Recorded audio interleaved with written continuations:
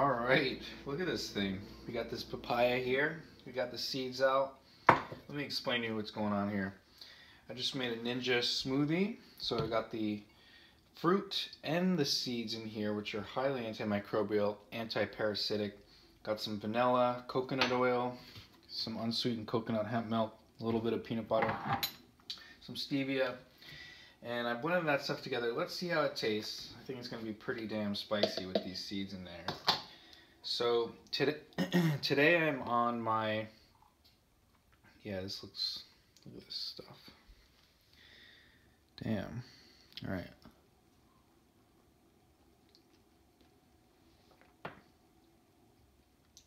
Wow. It's like a black pepper coconut fruity thing. You know, I wouldn't drink this every day, but it's pretty tasty for what I gotta do right now. Come on, get it all in there. Alright, so basically what we're talking about here is SIBO, a treatment for SIBO, and rebuilding the microbiome. Since my last video, I've come up with a lot of new information, and I'm cycling through about 5 processes, 5 stages right now, and each stage gets a day. So let me start you off in the beginning. We got the anti-inflammatory day, where we focus on antioxidants, using turmeric, ginger, the oxyperm supplement, which is very high in antioxidants, and so on and so forth. Experimenting, doing more soothing foods, rice, minimal rice, but with my situation with the gastritis and the gastroparesis, I need to have carbohydrates to allow the food to move through. And it also is imperative to have proper neurotransmitter uptake production, meaning if you don't have any carbohydrates, you're not going to be able to build serotonin, or actually, it's more technical than that. If you're eating, say, turkey, which is very high in tryptophan, and your brain has a blood-brain barrier, and the tryptophan is, now your blood is full of amino acids, but in order to get the tryptophan into your brain to produce serotonin, tryptophan is the amino acid that is kind of like the runner-up or the batter-up, or it hangs out in the dugout while the other goes and play, and it needs an insulin spike, or a glucose spike rather, to enable the amino acids that don't operate in the brain to go to the muscles. So when there's sugar or some sort of glucose or carbohydrate broken down, though the tryptophan is given the priority to enter the brain. Otherwise, the amino acids take over and they don't allow the tryptophan to be across that blood-brain barrier. So there's reasons for what I'm doing here. I know the SIBO needs very low carbohydrate. There are issues with low carbohydrate diets and ketogenic diets where you get a serotonin lull and people don't feel good, and maybe that's for a period of time, but for where I am right now, I believe that we need carbohydrates in proper portions.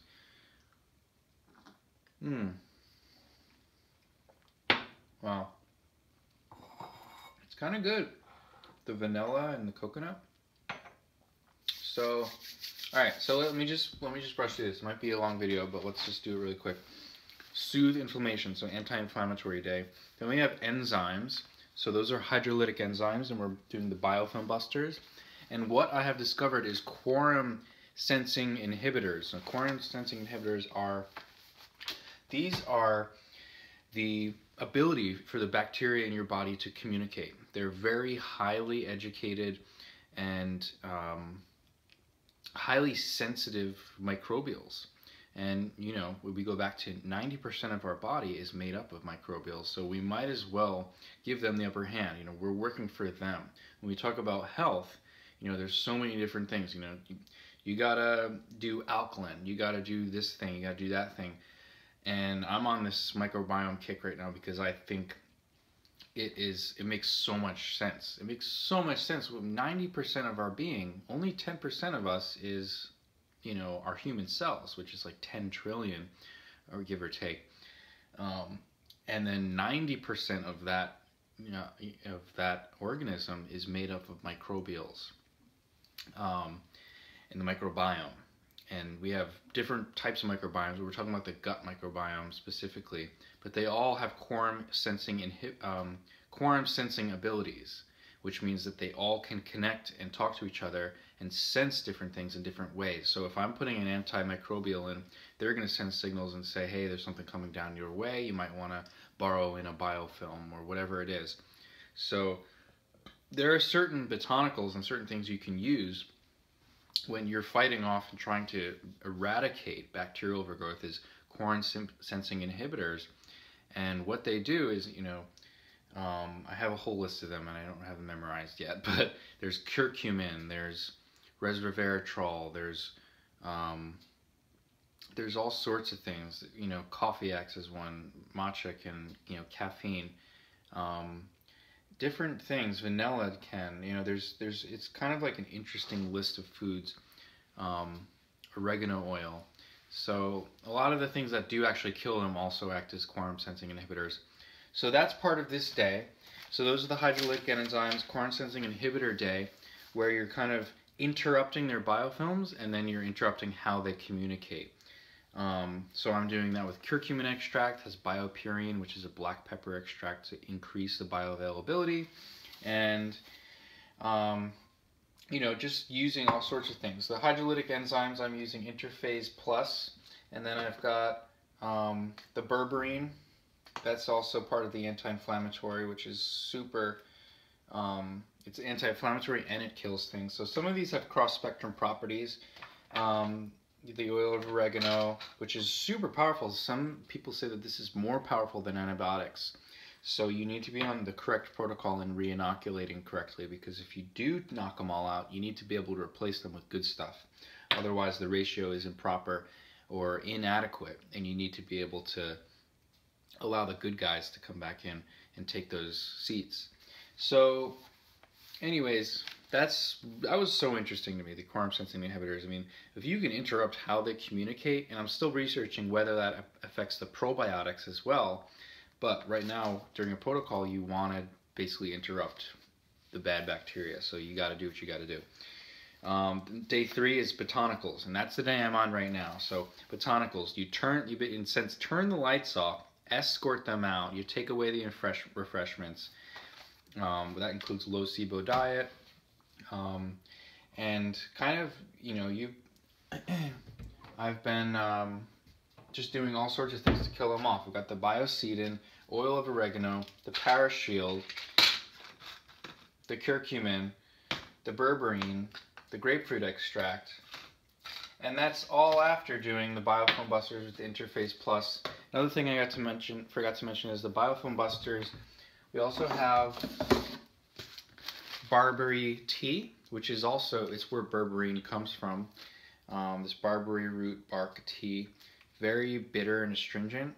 Notice lemons, astringent, lots of astringent foods are biofilm busters. They just kind of like want to pull things out, like salty and astringent, and like think of apple cider vinegar, think of sauerkraut juice and stuff like that.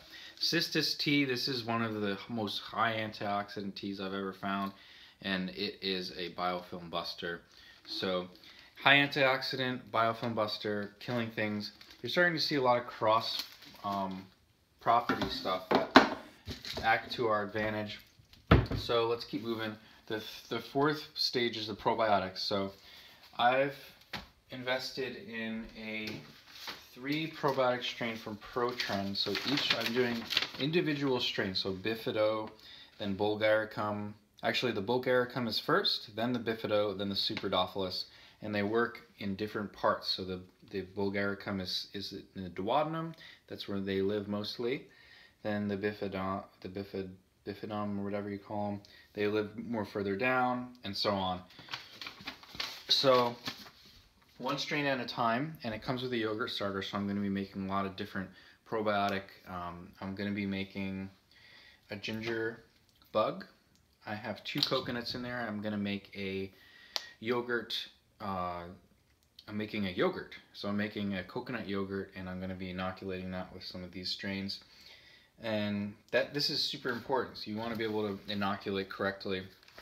After I do these baseline 3 strains, these are the big players here, I will do Prescriptive Cyst, which is a 50 billion 25 to 35 cross-strain breed of probiotic. I forget the exact details on it, but Prescriptive Cyst, and you might need a specific doctor to get that for you. But luckily my mom's an RDN and she can get it, so this has been really helpful. So then the 5th day is rebuild. I need more of this. This is so good.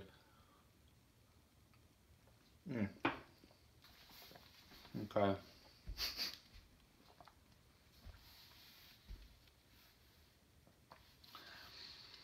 Okay. Rebuild. So then I'm using my glutamine, collagen, bone broths. You know, you got to clear out the mess.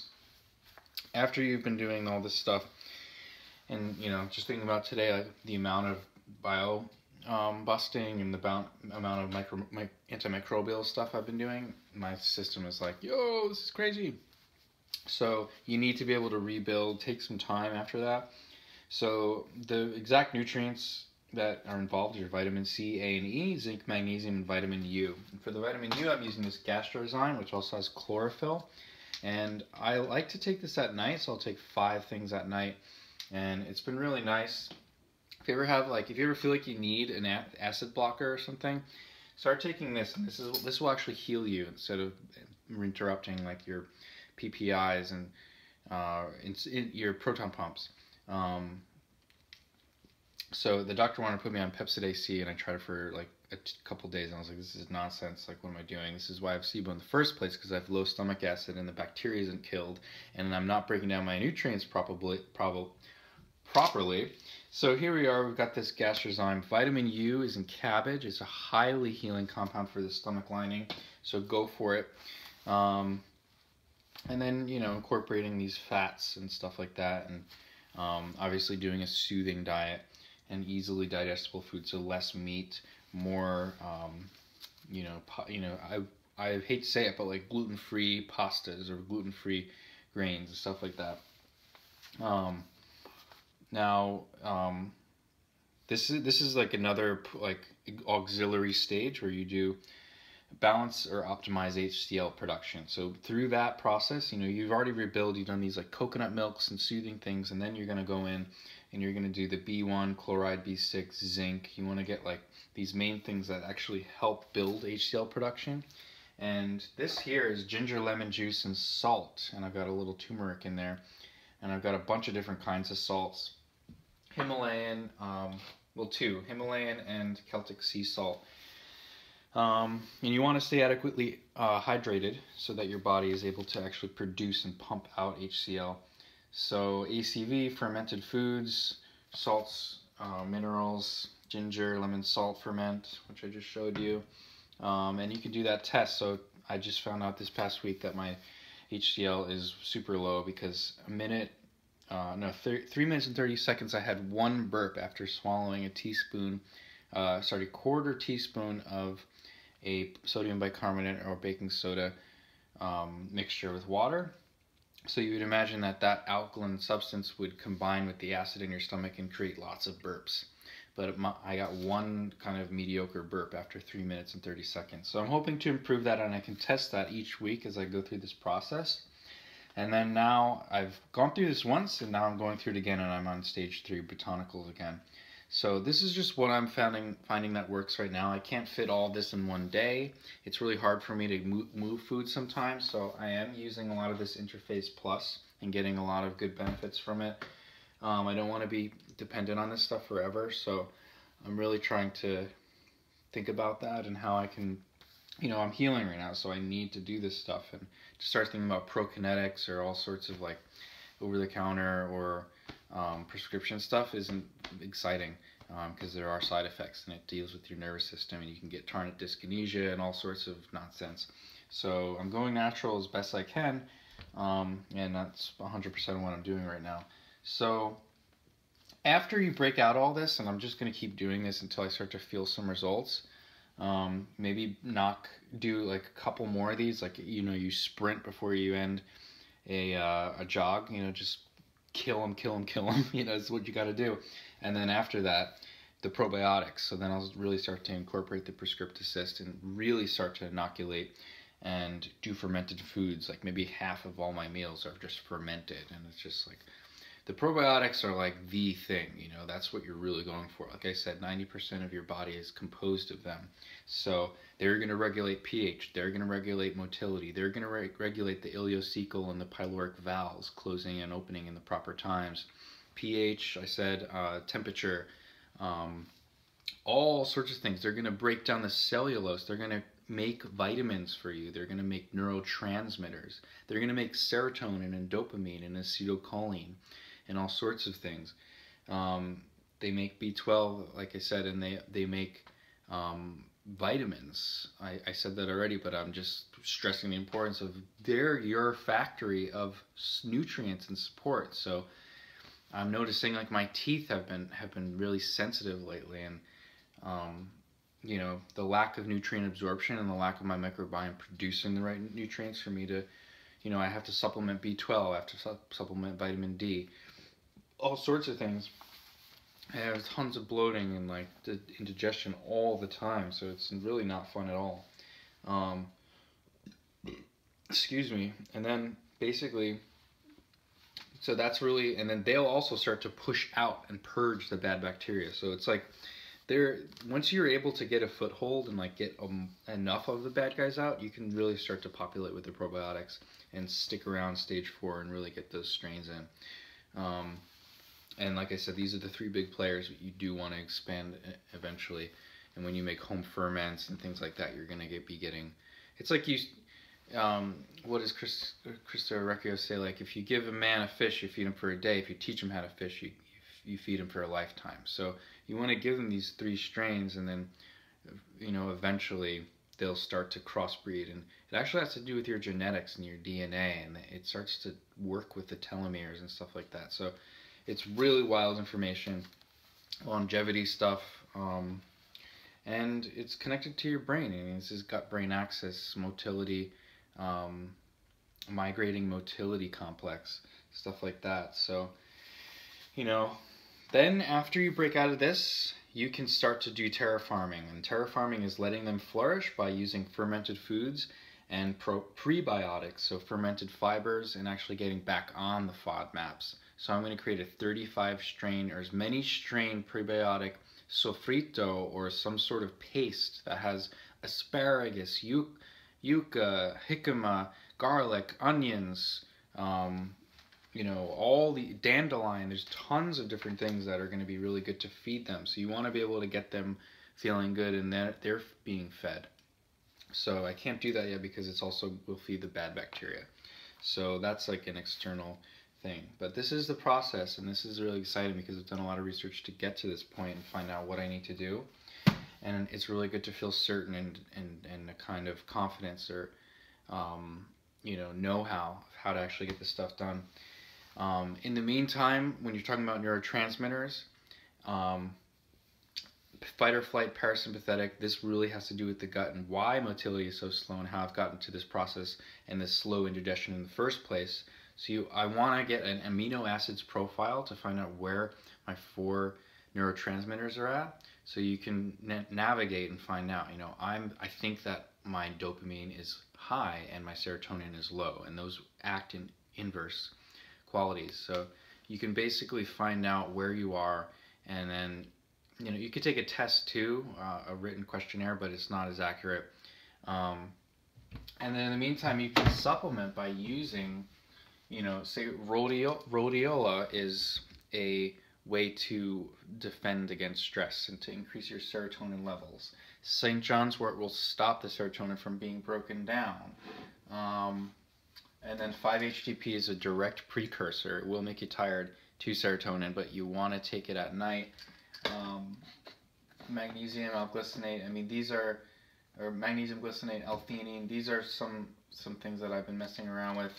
I did get the alpha GPC. This is an acetylcholine donor, so it will acetylcholine acts in inverse with serotonin as well. So if you up this, your serotonin is going to go down.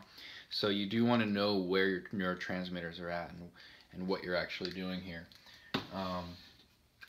So there's a lot of really cool information. I've got this ceremonial grade matcha that I've been experimenting with as an antioxidant and just as like a life booster at times when I'm just like not feeling good. I'll move this and I'll try and get into a better headspace. But all this is kind of like, you know, you really gotta like nourish the microbiome to make this stuff for you. And supplementing with amino acids is kind of like, okay, like maybe this will help relax me a little bit, but we need to find out the root cause of why this is happening and actually treat that. So I know it's a lot of information, but this is just all the stuff I've been wanting to do like a video in a while. I've just been so like focused and just working on myself. So this is just where I'm at, what I'm doing, and it's really exciting.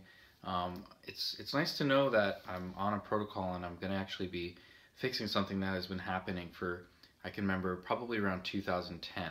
And I know that in 2012 or even 2011, I could not take Ruteri, which is a probiotic. I got sick from it, and I never thought anything of it. I just thought this probiotic isn't for me. And maybe that's true as well for some people, but it's a telltale sign my microbiome was off, and probably something led up to that, years before that, to me not being able to handle a certain probiotic.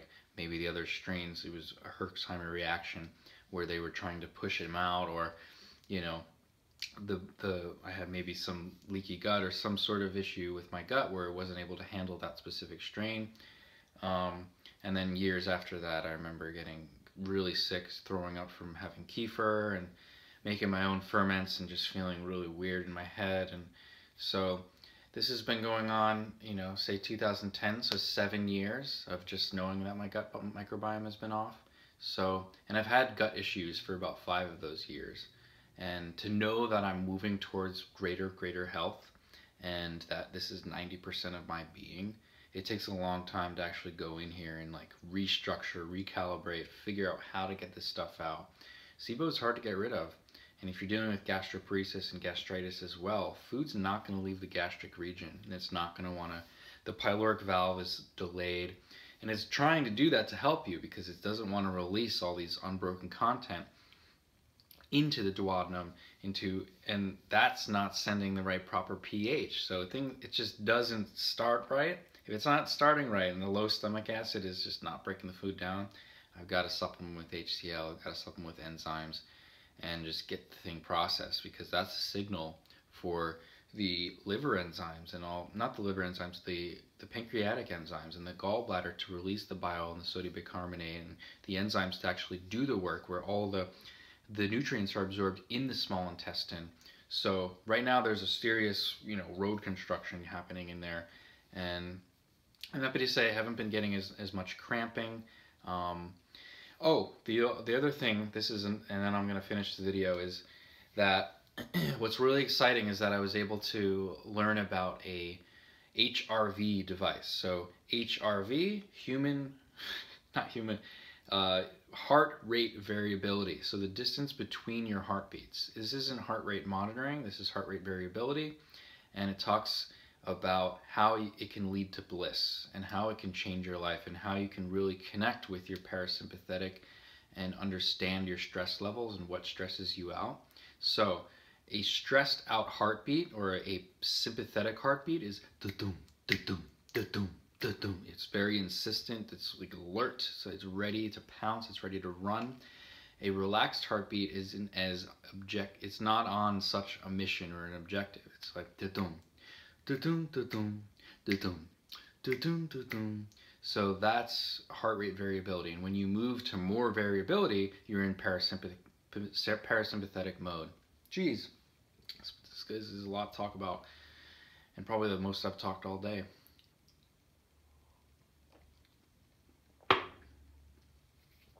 But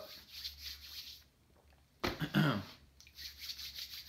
most exciting thing about this is you wear this watch, it hooks up to your iPhone or whatever you got, and then it tells you where you're at. And a little light goes on and tells you, hey, you're entering sympathetic mode. You better take a deep breath here before you start to go off. Or, you know, You might not want to train this day because your body is actually on the edge of starting to hit sympathetic or stress mode. So don't go for that run today. So this is like next level technology, and I never knew that something like this was possible. So I just ordered. It'll be here next week, and I'm really, really excited to start this program. It's going to be 6 weeks of getting to know the device and just kind of tracking me, and yeah, so that's really exciting because we're talking about MMC, motility migrating motility complex, gut-brain axis, vagus nerve, all that stuff. Everything's connected, and if I'm constantly in stress mode, which I feel like I have been in terms of making money, living on my own, getting out of college, doing all this stuff, and my life has been a blessing, but it's also I've been running around like kind of like my head's been chopped off at times, and I see that, I understand that. So I'm looking to move out of that and start to shift and be a more relaxed being. So then I can become in parasympathetic mode, rest and digest. So that's kind of like these bigger picture things and why this all is happening. So I'm really excited to get that HRV monitor. So I hope this all makes sense. This is a lot of information, and there's probably way more stuff that I haven't talked about, and I've been documenting and taking notes and making Word documents and helping other people, with neurotransmitter stuff and ADHD and Parkinson's, and helping relatives and loved ones in all the research that I've come across. Oh wow, this is going to help them, this is going to help them. So it's not even just me, it's like, how can I help other people with all the information I come across? So if you have a question or something comes up for you, or someone that's struggling, especially with digestive issues, I can see what I can do. I can try and help you. So let me know, and much love. I will talk to you guys soon. Peace.